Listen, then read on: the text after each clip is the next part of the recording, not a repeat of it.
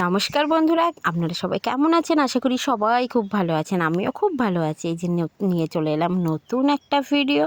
তো আজকে দেখুন কিছু একটা মাখা করেছি। তো কী মাখা করেছি সেটাই আপনাদের সাথে শেয়ার করতে চলে এলাম। তো আপনারা এই ভিডিওটা দেখতে থাকুন, কেউ স্কিপ করবেন না প্লিজ। এই যে দেখুন কড়াইতে আমি তেল দিয়ে দিয়েছি। এবার যে জিনিসটা আর কি বানাবো, সেই জিনিসটা বানাতে গেলে কি কি লাগবে সেইগুলোই তো আপনাদের সাথে শেয়ার করব। তো প্রথমে তেল দিয়ে নিলাম, তারপর দেখুন কয়েকটা রসুনের কোয়া দিয়ে দিয়েছি তেলের মধ্যে। এগুলো হালকা একটু ভেজে নেব। রসুনের কোয়াটা ভাজতে ভাজতে আপনাদের সাথে একটু গল্প করে নিই। তো আমার ভিডিও আপনাদের কেমন লাগছে কমেন্টে অবশ্যই জানাবেন। আর যেহেতু নতুন চ্যানেল, তো প্লিজ সাপোর্ট করবেন আমাকে। যে দেখুন রান্নার সময় আমরা যে আলুটার খোসা ছাড়িয়ে ফেলে দিই, সেই আলুর খোসাটাই আজকে আমি বাটা করব। তো রসুনটা হালকা ভেজে নিয়ে এই যে আলুর খোসাটা ধুয়ে রেখেছিলাম প্রথমে, সেই আলুর খোসাটা ধোয়া আলুর খোসাটা দিয়ে দিলাম। দিয়ে এই আলুর খোসাটাও একটু ভেজে নেব। আমরা হয়তো অনেকেই জানি না যে এই জিনিসগুলো খাওয়া যায়, আমরা হয়তো সব ফেলেই দিই। কিন্তু দেখুন অনেক জিনিস আছে যেগুলো ফেলে দেওয়া জিনিসও অনেক রকমভাবে খাওয়া যায় এবং ভালোও লাগে। তো এই যে কয়েকটা লঙ্কা দিয়ে দিলাম, দুটো। আপনারা যে যেরকম ঝাল পছন্দ করেন সেরকম ঝাল দিয়ে দেবেন। আর পারলে আপনারা যদি চান নুনটা এর মধ্যে অ্যাড করে দিতে তো করতে পারেন।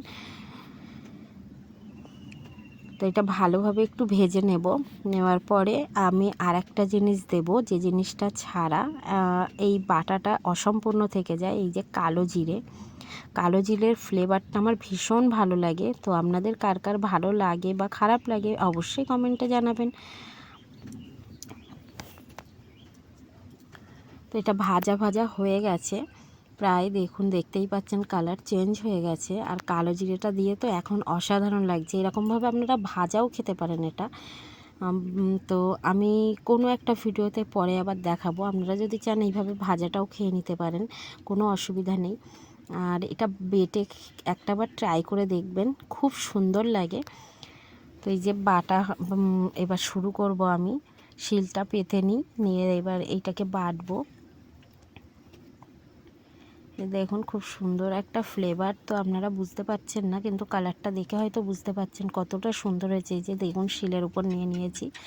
তো কি জানেন তো ফ্রেন্ডস, শিলে বাটা আর মিক্সিতে বাটার মধ্যে অনেক পার্থক্য। শিলে বাটা হয়তো একটু কষ্টকর সব কিছুই, তো টেস্ট কিন্তু অনেক বেশি, অনেক গুণ বেশি। তো এই যে বাটা আমার হয়ে গেছে।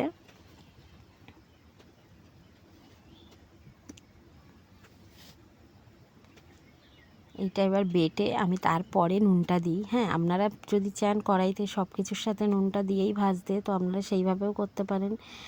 আর যদি আপনারা মনে করেন না পরে নুনটা দেবেন, তো আপনারা সেটাও দিতে পারেন। এই যে আমি নুন টুন দিয়ে একেবারে মেখে নিয়ে চলে এলাম। তো ভিডিওটা কেমন লাগলো অবশ্যই কমেন্টে জানাবেন। আর আমাকে সাপোর্ট করবেন। যদি ভালো লেগে থাকে আমাকে একটা সাবস্ক্রাইব করে পাশে থাকবেন। টাটা।